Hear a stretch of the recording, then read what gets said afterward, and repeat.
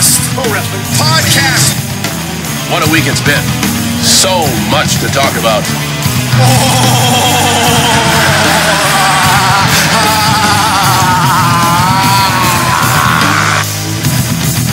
Happy Rusev Day! Rusev Day! Fuck Michael Elgin! Oh, is that what it is, pal? Yeah, that is what it is, guy. Guy. Well, now I know, friend. Well, All the women want to walk with Elias. And so do all the men on this podcast. This is the best pro wrestling podcast where we talk about the best pro wrestling in the world. My name is Tommy Stryker. Joining me this week, Taco is here. What up? And we got a lot to talk about. We've got Clash of Champions we got to talk about. We'll talk some Monday Night Raw. We'll talk a Women's Royal Rumble match. And a lot more. We'll get into all of it. We also, earlier today, recorded Strong Honor with the Married Marks podcast hosts. Lots of fun. Yeah, Sharon and Richard joined us on Strong Honor. We talked Wrestle Kingdom. Knowledgeable people, too. Like, they know their shit, man. Definitely. Smart, cool fans. Definitely check out the Married Marks podcast and check out this week's Strong Honor. Yeah, we break down, talk about Wrestle Kingdom coming up just around the corner, just a couple of weeks away, January 4th from the Tokyo Dome. Talked about that. We talked about Final Battle, Ring of Honor, Cody losing the Ring of Honor World Championship to Dalton Castle. Yeah! So let's get some fucking mimosas. Yes, wonderful. So yeah, we get into all that. Check that out. That's a fun podcast. It should be out there on Strong Honor on the Strong Honor feed, as well as this Best Pro Wrestling podcast feed. So check that out for sure. Let's start off with a little bit of the news this week. Pro wrestling news. We have quite a bit of news for you. Yeah, Dean Ambrose got a biceps injury, had to have some surgery. He's going to be out for a few months, it sounds like. Dang, what, 6 months? He's going to miss WrestleMania. Damn. Well, they always say 6 months, and then they come back in 3 or 4. Yeah. So, but yeah, we'll see. That's a tough spot to get an injury in this close to Rumble and WrestleMania season. Jim Ross and Josh Barnett are going to be returning to Access TV for New Japan Pro Wrestling. Yeah, they got a lot of heat for the G1 and USA, the live special, but their taped stuff, the stuff that airs weekly on there, has been better. So maybe I don't know. It's interesting because I think they fucking fell flat on their asses. Like more so Jim Ross out of that situation. Yeah. But fucking Don Callis has been fucking killing it in New Japan. And Kevin Kelly, yeah, they've been fucking killing it. So it's like fucking use the voices that's working, and it's weird too because all the indications after Jim Ross re-signed with WWE kind of felt like he was gonna work fucking barbecue sauce deal. Well, kind of felt like he was gonna work out the end of his Access contract and then go WWE exclusive. But WWE hasn't really been using him all that much, and apparently that one WrestleMania match, right? And he did the Mae Young. Oh, yep. So he's done some things here and there, just not a ton. But yeah, then they had their issues with the Mae Young. Had to go back, didn't they? Yeah, that could be. Yeah, had to go back and record some of this shit. So yeah, he's sleeping in his age. Yeah, it would have been nice to get. I mean, they already have English commentators, Kevin Kelly and Don Callis. Probably contract shit though. Well, it is because Access has its own contracts that they do with announcers separate from New Japan World, and even as a matter of fact, the TV that they show on Access TV is the TV Asahi TV show in Japan, which Asahi owns. So it's kind of completely separate. Like you'll even notice, like when you watch New Japan World, sometimes the announcers that they like on the Japanese commentary, they'll show Japanese announcers announcing, but it'll be a different set of Japanese announcers that are actually announcing for New Japan World. That's because a different TV product. It's either TV Asahi and I can't remember the other one, but there's a couple different TV stations that broadcast their stuff. So sometimes they have separate TV announcers and separate announcers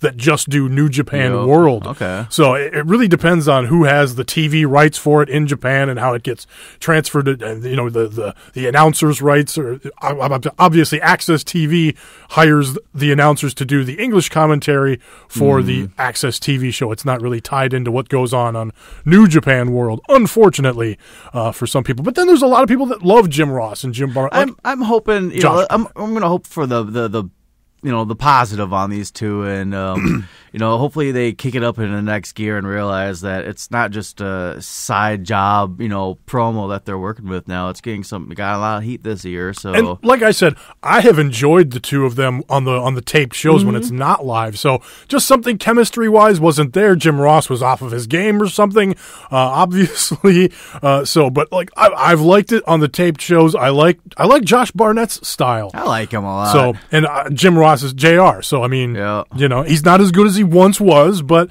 he's also not doing it every day either. Right, but he's not as good as he once was, but he brings that voice, that and that familiarity that a lot of WWE fans who wouldn't be familiar with New Japan, just hearing Jim Ross's voice on that product. Rumblings that they want to use Jim Ross and Jerry the King for that Raw 25th. I would not be surprised. You got it, because they're gonna, for the Raw 25th, they're like doing a simulcasting. They're gonna have one parts of the show in the Hammerstein Ballroom, or basically wherever them first original Raws were from. I think it was the Hammerstein or something like that. Yeah. It's in that small venue there. So they're going to have part of it there and then part of it in the arena there in New York. I believe maybe I don't know if it's Madison Square Garden or if they're in Barclays nearby or what, but they're going to be kind of doing a simulcast thing. So I could totally see JR and the King Lawler, Haha, Clint Dix. Yeah, exactly. Yeah, at one of the locations, but Clinton Dix. Other news: the WWN, the parent company of Evolve and other promotions, launched their own streaming service this week. This news just came out today, the day we recorded this. It's called Club WWN, and I'm reading this from WrestlingObserver.com. It's going to be $9.99 per month, but you just get access to the back catalog. You can't watch the live events without paying for the pay-per-views. Now, if as a member, you only have to pay half price of the regular price of the pay-per-views to watch it live.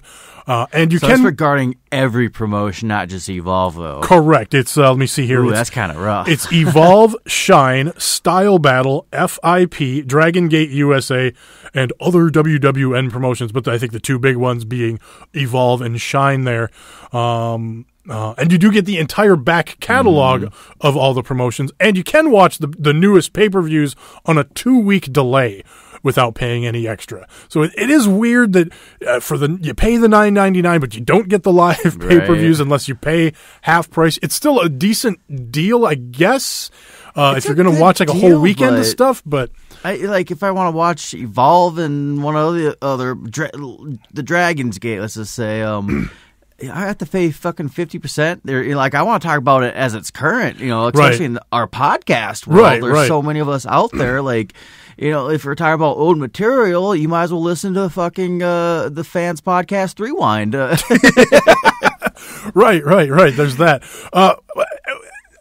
Here's the thing, though. For me, I will order an Evolve show that looks good. Typically they'll do maybe 2 nights in a row on a weekend, once or twice a month or whatever. And I'll order one if it looks good. Last week I ordered Evolve 96. It had a really cool match with Fred Yehai and Matt Riddle in a no rope break match. So lots of submission stuff, kind of a cool MMA pro wrestling mishmash or whatever, and kind of with that cage style or whatever of not being able to get a rope break on a submission hold. So that was really cool. Main event was Zack Sabre defending the Evolve Championship against Keith Lee. So that was really good. So what I'm getting at here is I'm interested in watching these once in a while, but not necessarily all of them because they're not always the loaded shows. So in that regard, I don't mind paying $50 $15 for one show. But if it's $9.99 just to have the service, maybe I'll just wait till 2 weeks after the event and then order that for the month, and then I can watch maybe that Evolve, maybe a couple of other Evolves that I missed, maybe check out some of the Shine stuff. So it's interesting either way, kind of, but it's disappointing that you have to pay extra to watch the live events sooner. Mm-hmm. So that's that I don't really some of this money going in the wrestlers' pockets or all the promos' pockets? That's a good question. Because I do not mind spending extra money if I know it's going towards the talent, as we've talked about in the past with like Shane Strickland. Like, here's my money, please. Well, anytime you support a promotion, you're going to support whoever's wrestling for that promotion, either directly or indirectly, because the more eyeballs, the more popular a product is, the more money that product's going to make, and everybody will make more money. Hopefully everyone's honest and spreading the love.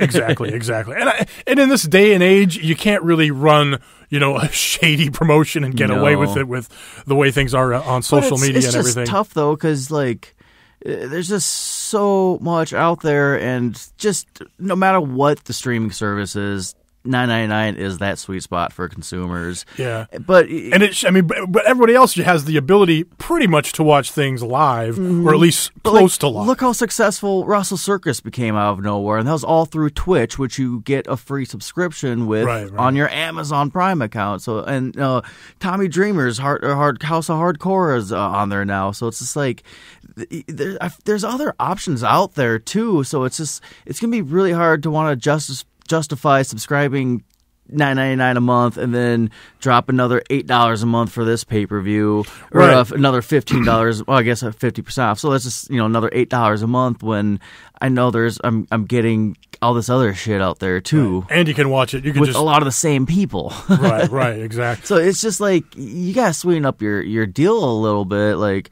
I get Legends House with WWE Network at least. Well, here's the other thing too. Like, for me, it'd almost be better off to not subscribe at all and just order the occasional pay-per-view. Exactly. Pay the $15 instead of keep a $10 a month thing that I might not even watch a back catalog of something anyway. If there's, So this is where I want to see something like this kind of situation with like Ring of Honor or Impact, even with, I don't want to say the bigger names, but like the harder hitters, I guess. But I want to see these guys doing something bigger than what they're doing. And just as it is with the movie industry now with Fox and Disney, there's too many streaming services out there. Like, there's just so fucking much, and it's just hard. And it's I want to be a part of it, but some of y'all got fucking Avenger this shit, team up and just give us a bang for our buck. Well, I think that was what Flow Slam tried to do, and it failed miserably. But they did not have smart people running the thing at the top, so that was the problem with that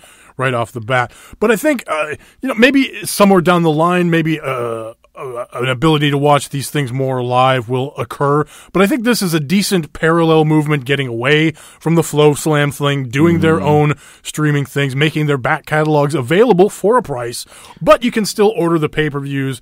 Like, that was what was kind of nice, or that's what I like about them being back on this platform as opposed to Flow Slam, which was $20 a month, or, you could order individual shows for like $30 a show or whatever it was. Did you get the live pay-per-views with that, though? Yeah, you did get, you were able to watch them live, but $20 a month. So, the only time I tried Flow Slam was WrestleMania weekend, when there were all those shows, the Evolve, the Kaiju Big Battle, the Joey Janela's Spring Break. And so I tried it for a month. I was like, this is cool for WrestleMania weekend, but I'm not going to pay for it all the time. I would pay for all that for $20 a month with the Ring of Honor pay-per-views attached to it. Like, I think they wanted to do that, but it wasn't. And now Ring of Honor is going to do their own starting next year, which they should. But I just hope in the long run we can kind of clean this up a little bit, and just there is a good product out there if they just team up and get their heads out of their asses. And it's hard in this business.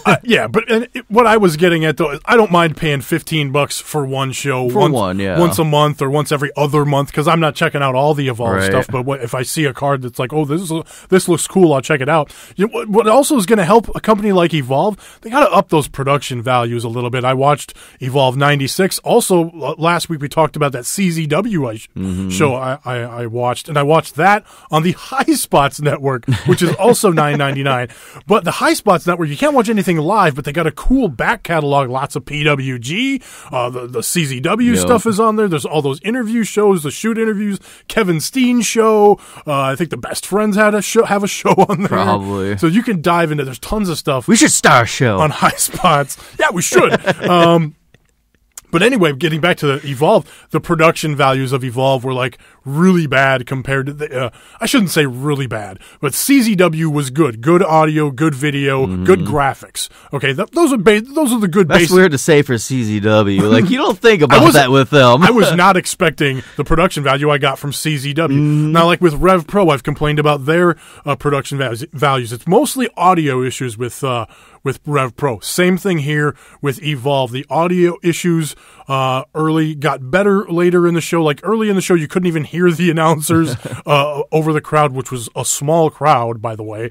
And that but by the end of the show, it got a little better. And then also just the look of the room they were in. It was kind of an odd gymnasium-looking room. I think I remember that one had that weird like ledge on the side of it almost.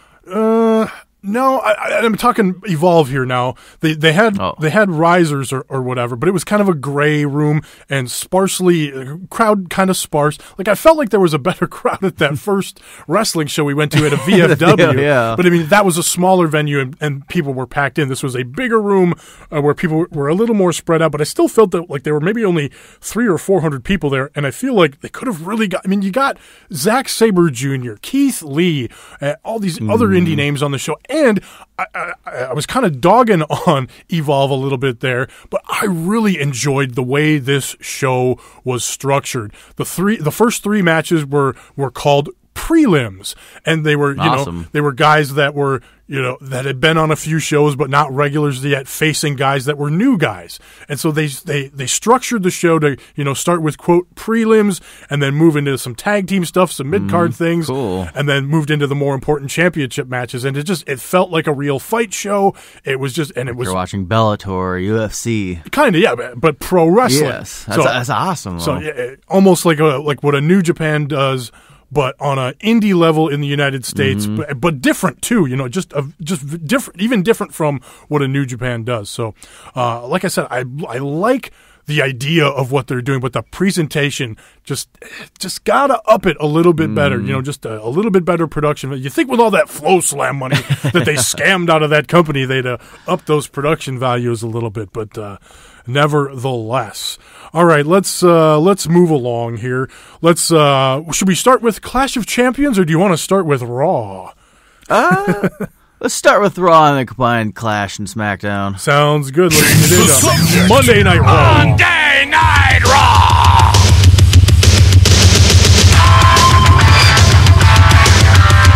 So it's the holidays, right?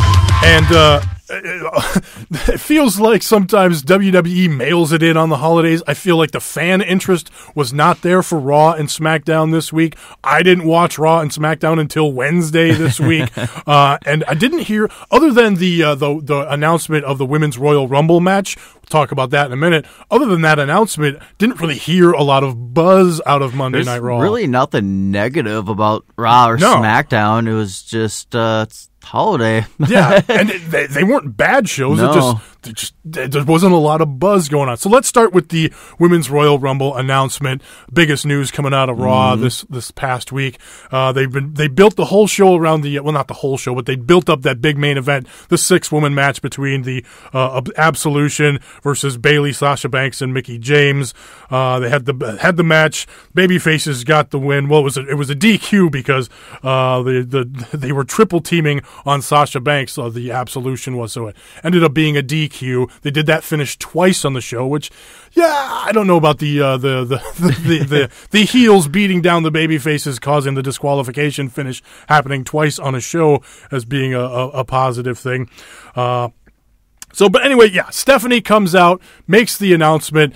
First, everybody's fighting. Then they're all standing in unison behind Stephanie McMahon. It was a typical WWE awkward stuff, and to be honest, like I said, I didn't watch Monday Night Raw until Wednesday, but I saw some things on social media, obviously heard about this happening, when I saw like just the picture of Stephanie McMahon standing in the ring, taller than everybody else, and everybody else standing in a line perfectly behind her, I groaned. I'm like, oh my God, more of this. But I didn't have an issue with this. Well, here's the thing. I'm getting what she actually said in the ring, I thought was fine. I enjoyed it. I thought it was good. She didn't demean anybody. Yeah, she was in there in her fucking 20-inch heels or whatever, standing tall over everybody. She's a big girl. And I didn't like, everybody's fighting and brawling and at each other's throats, and her music hits and everybody looks scared. Like, I hated that, right? But I liked what she had to say, the content of it. Your thoughts, Taco? I just liked it because apparently none of the ladies in the back knew that this was coming tonight. It's been a rumor for a while floating around the internet. So the reactions were legit reactions, and I kind of got that vibe from all of them because just the looks on their face was just like, just let everything go and like, oh my God, this is awesome. Like, I want to obviously they knew Stephanie McMahon was coming out because they all knew to act scared and stand in a very neat, organized line behind her. But like you said, they probably just weren't aware of what she was going to say. Yeah, so it's just, I totally felt like all the ladies' reactions were just genuine in there. And, it was kind of silly that, it wasn't like fucking Paige was over there hugging Asuka. They were still in their respective groups and whatnot. But it was just one of those moments where, yes, it's the next step for the ladies. So, you got to step to the side a little bit and just take yourself out of that wrestling world and be like, hey, this is what we're doing. We're still moving forward. Let's, make some history. And you got to see these ladies' legit reactions on live TV. And that's what, this business is about, basically. And I like they did some backstage interviews with them all, like after the show. They showed some of them on Smackdown. They're probably available on like WWE.com or whatever. But yeah, just those genuine backstage reactions just too was good. Going back and looking at fucking Sonya Deville's reaction on Raw, like you could tell legit it was just like, fuck, I'm here and this is happening. Like, it was such a feel good vibe there. Yep. And then like we talked about last week with the Abu Dhabi thing, then Stephanie bringing it up and Bliss and Sasha Banks in the ring reacting to that was cool too. So okay, other cool stuff from Monday Night Raw. We had some cool long matches again.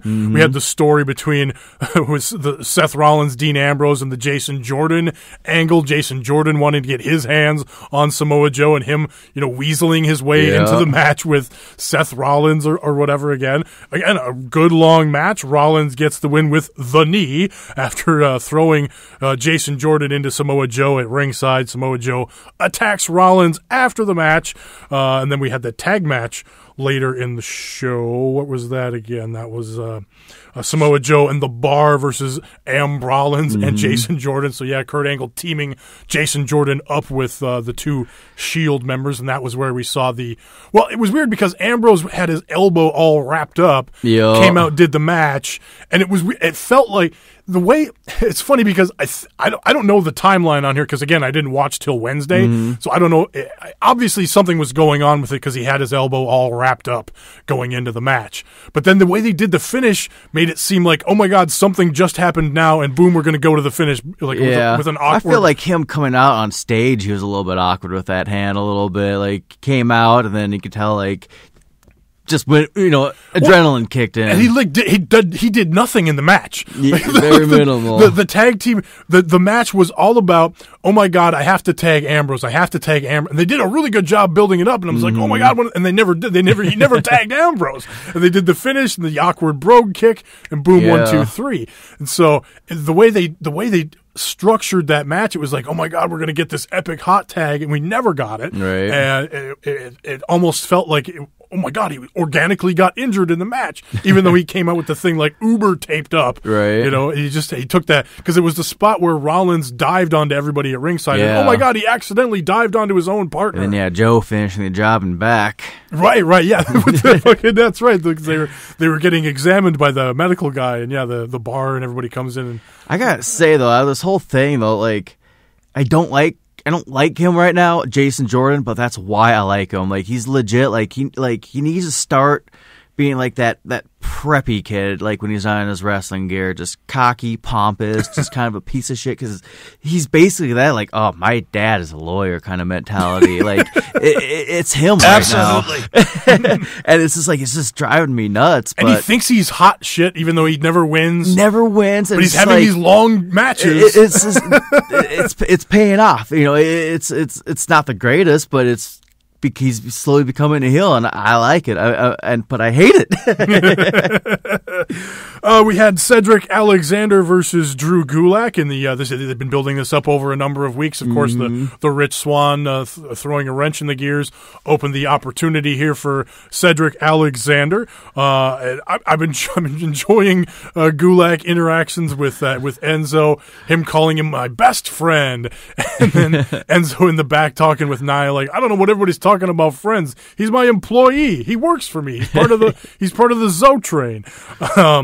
Cedric Alexander getting the win, so it'll be Alexander versus Enzo at some point down the line here, probably at the Royal Rumble, but we got 6 weeks in between, so they can probably do that sooner as well. And with the announcement of a Women's Royal Rumble match on the show, that means we're going to have 2 very long Rumble matches. We don't need to fill up the show with a bunch of other stuff, so you can definitely do this on TV somewhere along the way. But I don't know, where are you at on this cruiserweight situation, Drew Gulak? Is Drew Gulak slowly turning? I mean, he's convinced that Enzo's his best friend. He's happy to take advice. He was so apologetic after the match, and Enzo was just like, Gabba Gulak's one of those guys. He's one of the guys that really got eyes going on 205 there, and I hope he keeps this thing going on for a while. But Enzo being champ right now, it's such a good way to kind of, fucking Neville's great. Austin Aries was great, like that title scene. But there's been too much focus of trying to make this cruiserweight title a pristine item in the WWE when it's still such a fresh item to everyone. That's kind of, it's a good way to kind of put it on the back burner and focus on the Gulak and the Cedric Alexanders right now without having to put the title on them. Because since its inception, it's been, hey, let's put the title on someone and try to make him a star. Let's put the title on this guy. Let's make him a star. It barely worked with Neville unless you're a diehard wrestling nerd like us. Most attention right now with the title is on Enzo, and he's barely doing anything with it. So, I'm a big fan of what these guys are doing right now, and I'm excited for their tour that they're going to go on. I think that's the right direction to do with these 205 guys, because if you were to sign these guys up on if this was basically a Rev Pro lineup, people would be fucking jacking off at the thought of it. It's just that it's a WWE product and it's not the greatest right now. And it's just like, it's the same cookie cutter shit we see, but these guys are fucking getting paid and it's getting better. And like I always say, NXT was no overnight success. Like, I bet the house shows are going to be way more entertaining than the TV show. So much funner, and they're going to get people more, like, it's just Triple H. I feel like that was Triple H's doing, getting these guys to go on the road a little bit, because he gets it. He knows people like that intimate vibe with especially with these kind of guys too. And on the road, on house shows, the chains will be off. You don't have to work through the typical WWE TV match with the dive and the go to commercial break and come back with chin locks and they're adding right. So cut to a commercial break, like. Exactly. But they're also adding, it's kind of a bummer that they're adding it to the 205 tour, but Bray Wyatt and Woken Matt Hardy are going to be part of that too. So that's still kind of like that indie vibe to me, where you got all these great talents going to do their thing, and then you got the big main event between Bobby Lashley and Cal, like just pick old, big names, so it's just kind of that vibe, and I really hope it works out. So since you brought up Bray and Woken Matt Hardy, we had week 3 of that situation this week. I actually really liked Bray's promo this week. He talked about, why do you like Matt Hardy? Is it the childish laugh? Is it this? Is it that? Is it the silliness? At some point, this thing turns into a fight, and that's where I come in, and things get serious, and I hurt you, and I hurt the fans, and everybody gets hurt. So I liked what Bray was talking about. I liked Hardy talking about, the chess game and Sister Abigail and playing chess with Napoleon, who's a fish now. So I liked this week better than I did last week. But again, I think we're going to have to quickly move it into something slightly more interesting. But I did like what they did this week. For sure. All right, then Finn took on, it was Finn versus both of the Miz Taraj after, this was the DQ, this was the first DQ beatdown, because the Miz Taraj weren't abiding by the tag team rules, and that was when Hideo Itami came out, made his big Monday Night Raw debut, helped out, Finn Balor. Funny because Finn Balor was a New Japan guy, and Hideo Itami was a Noah guy. I was gonna say in NXT the roles were kind of reversed a little bit. Right. Finn Balor was kind of getting his ass whooped, and Hideo was getting his ass whooped, and Finn Balor came and made the save. Right, so right. that was pretty fun to see that kind of moment. But both coming from Japan, but different promotions. Right. So there's that. Although I'd have to go back into my history. I don't know if they had much interaction in Japan at all, if ever. But that's the only reason why I brought it up. I know we got Toma Tonga tweeting right now, September 2019, we're reunited or something, so. Yeah, interesting. That's really interesting. Okay. But anyway, so that we ended up getting a tag team match here. I'm going to make this a tag team match. So Finn and Hideo versus the Miz Taraj, of course. Hideo Itami hits the GTS, gets the win. Did you, Taco, get a chance to see 205 live, the debut? I unfortunately did not watch neither it yet. Neither did I. So it's something I want to check out just because it'd be interesting to see Which the biggest highlight I've seen out of 205 this week was, I guess, a fan threw a cup at Kalisto's head. Oh, yeah, fuck that guy. Yeah, fuck that guy. That's some skullduggery. But yeah, fuck that guy. Oh, man, dude, that's gross. It was actually pretty awesome because he still sold it on the ground. Like, well, good for Kalisto, right? I guess. In the moment. Yeah. Asuka beat Alicia Fox with an armbar. Slightly more competitive here, but I did like Alicia Fox running away from Asuka for the most part. Yeah, Asuka's got to prove herself, dog. Yeah. I've talked about it for weeks now. I really need to start a what the fuck is Booker T talking about segment on this show. I don't want it to change, though, because just the sound and Corey Graves and Michael Cole's voice of, like, Booker, like, she's undefeated, dude. Like, she needs to stop paying attention to the press clippings and focus on winning, getting that win. Like, she never loses. Yeah, it was just good stuff. Good stuff. What else from Raw? That was pretty much it, I think. Yeah, that was everything. Cena's coming back for Christmas. Cena's coming back. We got the big Christmas shows next week. I do want to talk about one more thing, going back to the Women's Royal Rumble here. Now, all we know is that we're going to have Raw and SmackDown women in there. They have not said anything about NXT women yet, although I imagine we will probably get some. But speculation here, and I'd like to hear yours. Trish Stratus is looking for her boots. And Beth Phoenix is out there. She was tweeting about it. I'd love to see her in one more deal. That'd be cool. Lita's out there running around, of course. Yeah, right. But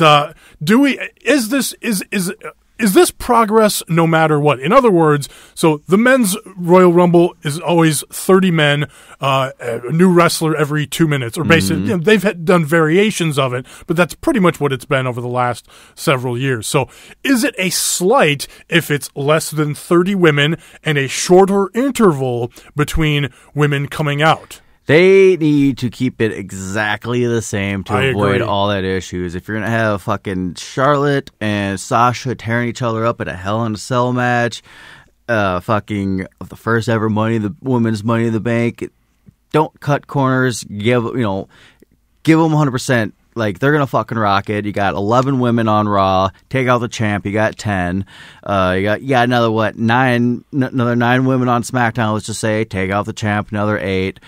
Get a couple of NXT chicks in there. Get Beth Phoenix to show up. Maybe Molly Holly, and get some surprises. I'm really hoping for like a Piper Niven or a Toni Storm surprise. That'd be hot. Just a quick one nighter, like, hey guys, see ya. But it's just like so it's just like, you got to go the full 30 on this. Give these, especially the first time around, like, let them shine. It's gonna be fun as hell.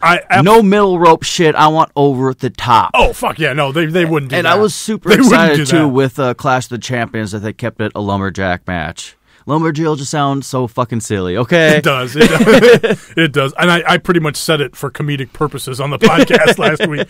But I agree with you 100%. I don't think they'll do that. I think that it probably will only be maybe 20, 25 because they do have smaller rosters. I think that they probably will do a shorter time interval just because the Royal Rumble with 30 guys is over an hour match, just 2 minutes in between or whatever. Mm-hmm. That's an hour. So if they do another hour-long match on a show, it could be an issue. But I don't think they'll have problem holding the attention of the audience. Not that many individual stories to tell going into Royal Rumble at the moment either. I mean, Ambrose is injured too, so you can delay the tag titles for some time there. Clearly they're defending them, so you don't have to make up that excuse. You're taking out all the giants out of the Royal Rumble and putting them into one match, so there's that factor unless Big Show wants to do another face heel turn. Oh, I'm sure he'll be there. Him and Natty are racing on these heel turns, like right.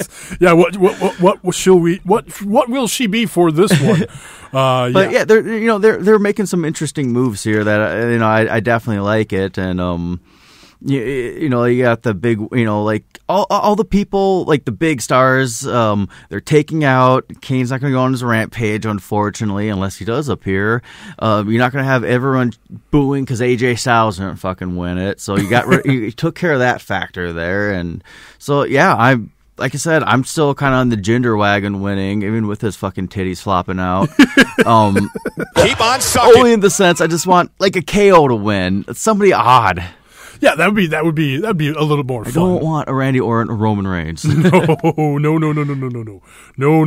allegedly Orton's taking time off after the Rumble. I'd be good. Good, yeah. Yeah, it's about time.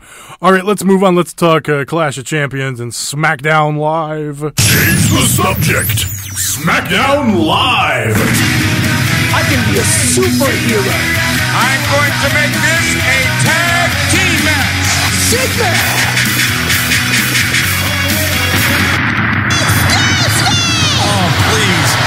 So I liked Clash of Champions. It wasn't like a bang out, like, wow, what a great show. Look at all these great matches. I feel like that's been every SmackDown pay-per-view. It's like, oh, what are you guys doing? And then you watch it. Oh, that's a fucking good show. But it was satisfying. Yeah.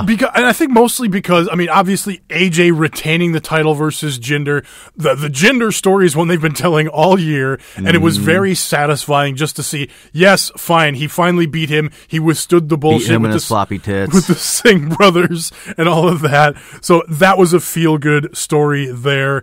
So yeah, I enjoyed that match with him winning with the calf crusher, tapping him out. Yeah, awesome. The good sit-down promos going into that match, I enjoyed that aspect of it. Both of them did such a good job, though. Like, he makes Jinder looks like such a fucking powerhouse, and still Jinder's best match today. Like, on point, his what's his finisher?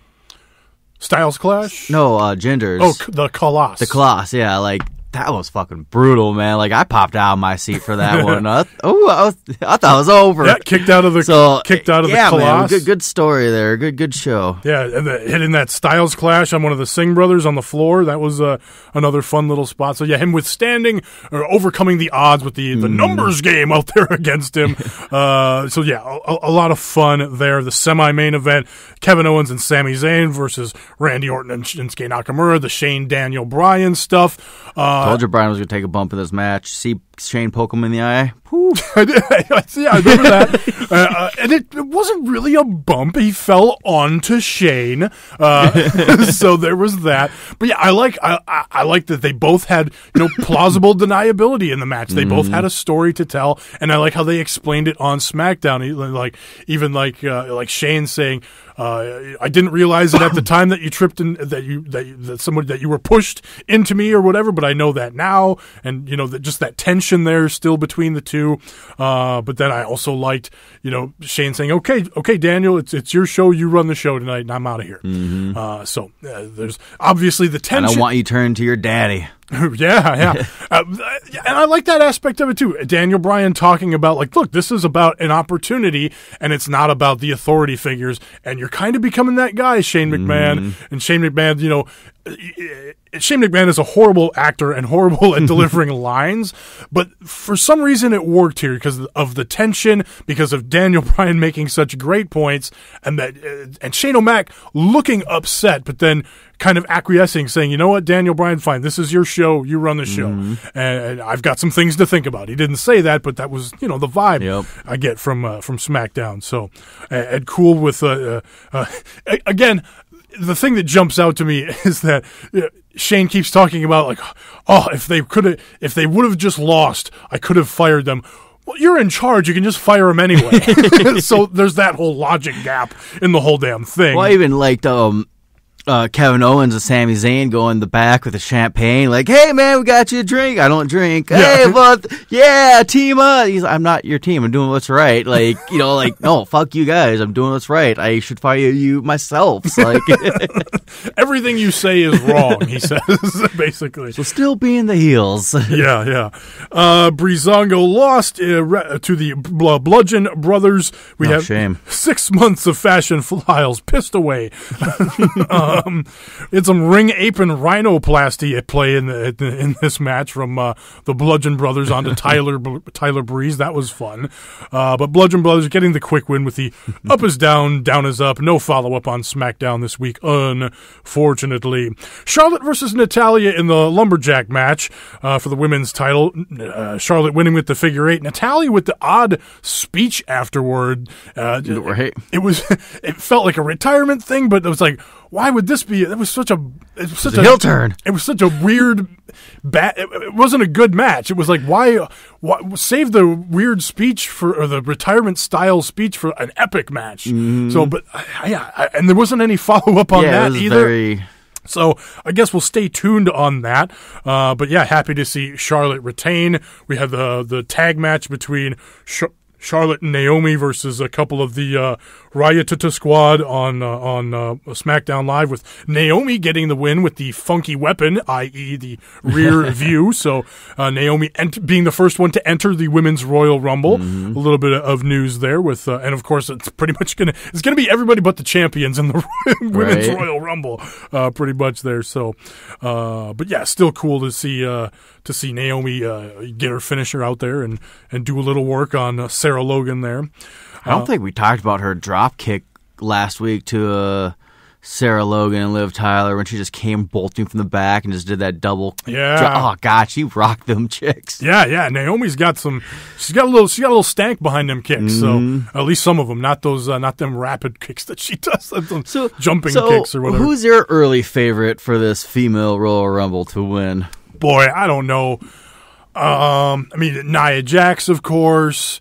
You got the Nia Jax Bliss story that's been kind of on and off again throughout the year, but now she's going to get the 205 Live push. You got Carmella with the briefcase, so probably not her because she has the briefcase. I could see her doing a cash-in at WrestleMania, certainly.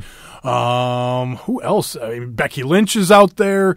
She's never had another title shot. So I'm saying someone like a Becky Lynch needs to win it, not I know everyone's favorite's Asuka right now, but to me, she can be eliminated still, you know, not have that loss on her record. Right. I remember back in the day, it was he is a Melvin, Maven, when he eliminated The Undertaker in the Royal Rumble. Remember, they started like a little feud from that because Undertaker was pissed. So I can see something like this coming out of it to maybe sidestep Asuka out of the main event, or the submission sorority, Paige's new group, but Absolution, to kind of get them stepped aside because they didn't even acknowledge that thing this week either. Right. Well, because I think the news was all about. I mean, they talked about it during Asuka's match a little bit, but you're right. They wanted to save the big stuff for the Royal Rumble announcement. So, but you're right. That's a story they could tell. She can get eliminated from a Royal Rumble and still not, quote, taint her win-loss record. She can actually start a feud from there to me. Right. So yeah, that'd be. She's got to prove herself, dude. That's right. You got to stop with them press clippings. But Nia. I'm trying to think who else is on Raw that might be a Bailey, but Bailey and Sasha. I feel like that's a kind of played out at this point. Sasha does need more accolades. Bailey is Bailey, unfortunately. Yeah, and if Bliss is going to keep the title to Mania, I think Nia Jax. Nia needs, she needs some accolades, under her. She's getting better. I mean, sure, you got fucking sound clip lined up, but Becky Lynch needs, some more shit. Nia Jax is the greatest female competitor to ever step in the ring. She's hope she proves me wrong or right. But it's there's so many possibilities coming out of this thing, so it's just a lot to look forward to. Baron Corbin versus Bobby Roode versus Dolph Ziggler. Dolph Ziggler, I got my prediction winner. You did. I can't believe Dolph Ziggler actually walked away with the goddamn U.S. Championship. The follow-up was weird on Smackdown. Trying to be Naito or some shit. He's very tranquilo. Says the fans don't deserve him. They don't deserve him to be, they don't deserve to see him as champion, or just don't deserve to see him perform at all. So he leaves the championship, leaves the belt. I'll say the belt. Leaves the belt in the ring and just walks to the back. So does the thing where he comes out with no music again. Yeah. I don't know. It was a good fucking triple threat match there. Yeah. I really hope they go in the right direction on Ziggler on this one because, of course, those talks are going, is he going to fucking retire, go do that? It's the new Fozzy. Yeah, exactly. But, I like where it's going, and I like that whole, I like that they did the whole video package, too, of like, this when he won the Intercontinental, won the World Championship. So you got to kind of refresh your course of, Ziggler has some accolades under his belt. He's a badass, and, if he's going the Naito route on this, hopefully it makes him interesting again. And then finally, we had the tag match. Where did it go? Aiden English and Rusev versus Benjamin and Gable versus the Usos versus the New Day. Usos retain. Aiden's intro is way over with the crowd. Yeah, I've never heard Aiden get so many pops before. Yeah. Decent match here. Pretty much what we expected out of those four teams. A lot of action. Then the follow-up, though, from SmackDown, the Usos versus Benjamin and Gable in a non-title match. Benjamin and Gable get the win with the top rope bulldog assisted power bomb. Don't have a name for that one yet, but a cool double team move there. So we'll get Benjamin Gable versus Usos for the titles. I like that knee Benjamin did too, from the apron running up and knee and Uso in the face. Yeah, so good TV match from those two. We'll get those two teams in a title match at some point. The other thing we got to talk about from SmackDown Live was Rusev Claus confronting the New Day. He doesn't like the fucking pancakes, basically. I'll point to your pancakes! I'll point to your pancakes! What? You done flapped the wrong jack, sucker! So we had the Christmas brawl, the Christmas match, the Christmas brawl, whatever you want to call it. I absolutely love their interaction in the back, though, when he was dogging on their new T-shirt, and he's like, everybody wants a Rusev Day T-shirt, and Big E was like, yeah, I want one of those. He's like, no! Those are my T-shirts. They come out throwing T-shirts to the crowd out of the Santa bag. Rusev's Claus, he's got the sleeves cut off, he's out there flexing with the Santa bag. I love that.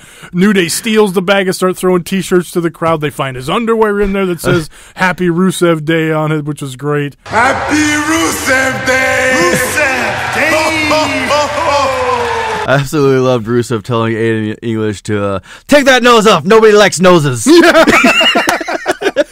Because he was dressed like a fucking a snowman, and he had the nose. He had to, when he comes in, he pulls the beard down like, I am Rusev. so just so you know, I'm not actually Santa Claus. Everybody's on my naughty list. No. Oh yeah, I had that one too. Where did that go? Where did the naughty list thing go? I am gonna find it right now because that is too damn good. Fucking Rusev, he's a golden treasure, man. He really is. What did I do? We need more Rusevs. I'm probably just gonna have to edit this because I don't even know. It's gone. All right, went here. It's long gone. Oh no, here it is. Very entertaining stuff here, and everybody's already heard it anyway, but... Rusev Claus has only one list. It's the naughty list, and everybody's on it. And everybody's on it. Yes, very that's what good it was. stuff. Awesome. All right, let's change it up. Let's talk a little NXT. Change the subject. NXT.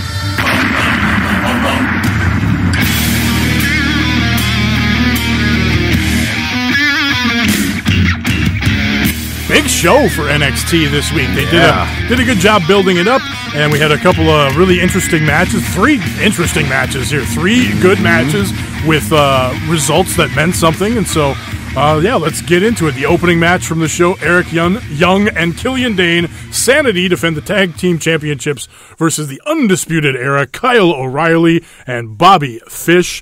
This was a good match. A lot of fun here. Kyle O'Reilly and Bobby Fish win the championships, of course, with some skullduggery. A little bit of Adam Cole interference a couple of times in the match. Nikki Cross tried to thwart the Adam Cole she fucking beat him up. So that was fun. And then, that wasn't enough. The referees dragged Nikki Cross away, let Adam Cole keep hanging out there. Adam Cole tried jumping in the ring. Killian Dane grabbed him, pulled him out. Then he got posted for his trouble, and that, of course, led to Kyle O'Reilly and Bobby Fish getting the win over those guys. Fucking Killian Dane with that dropkick senton that he does. He debuted that deal over there at the War Games thing. Then he did that Michinoku driver onto O'Reilly. Like Did that at War Games too. He sat on O'Reilly while Slammed him head on head. Oh my god, it was just fucking brutal looking.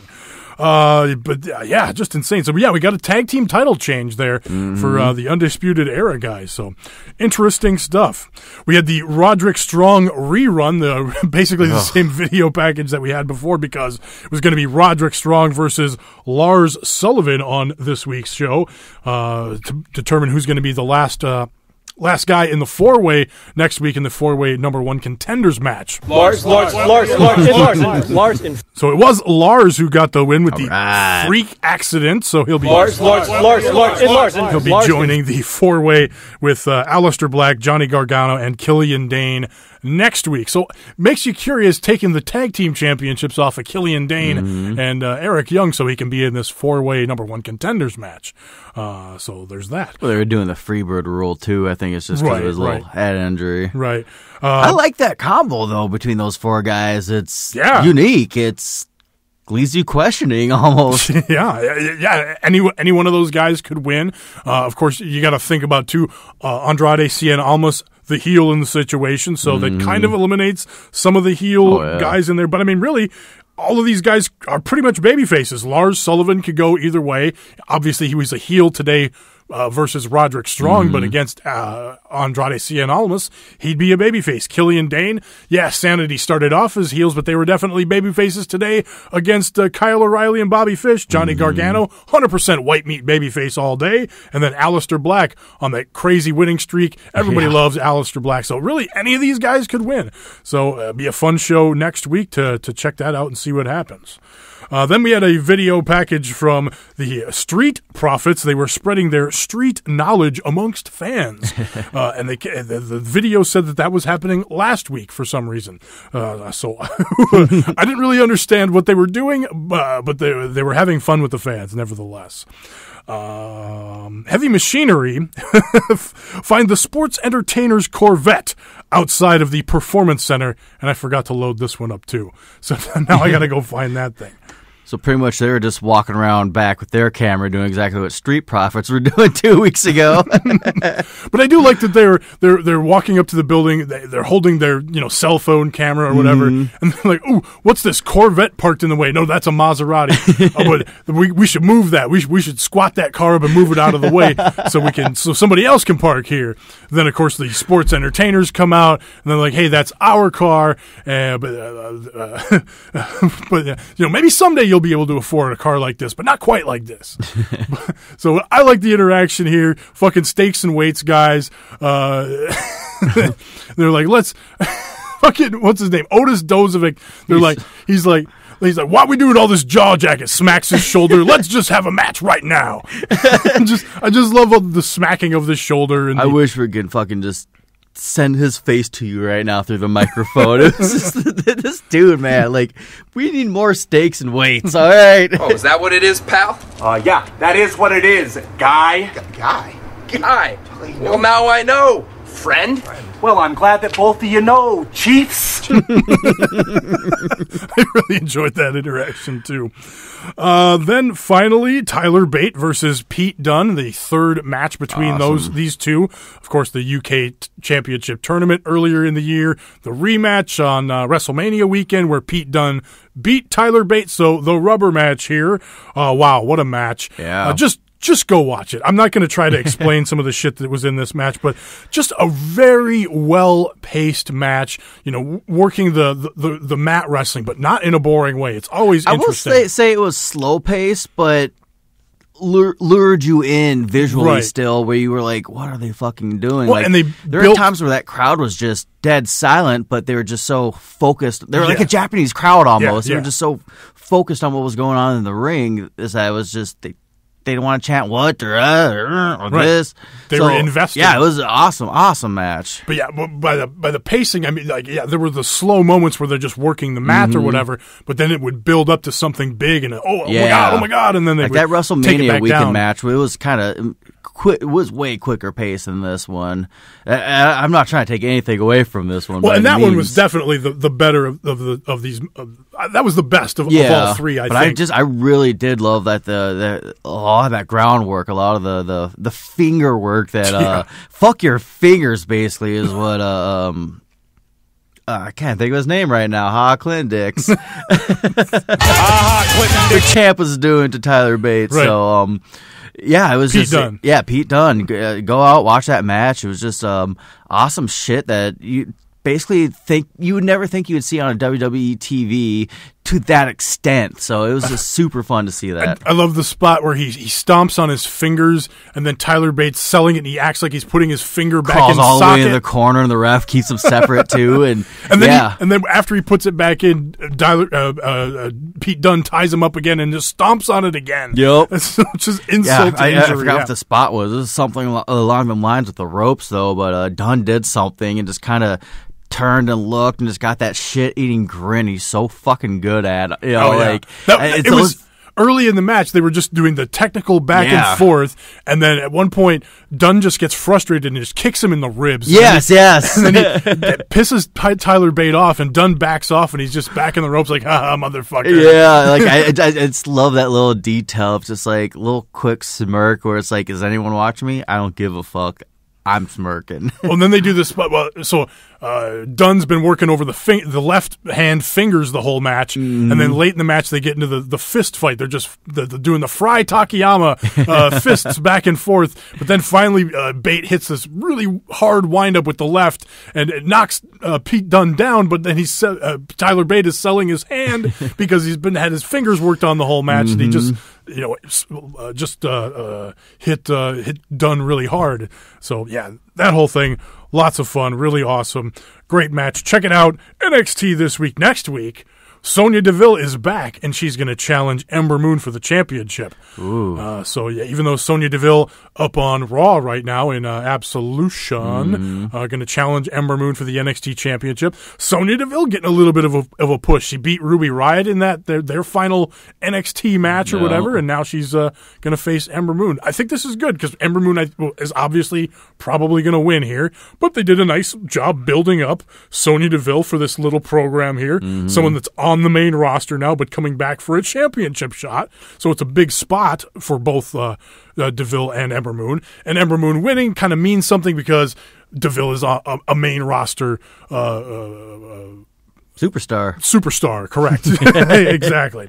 And then, of course, next week we're going to get the big four-way number one contenders, Aleister Black, Johnny Gargano, Killian Dane, and Lars Sullivan. Lars. All right.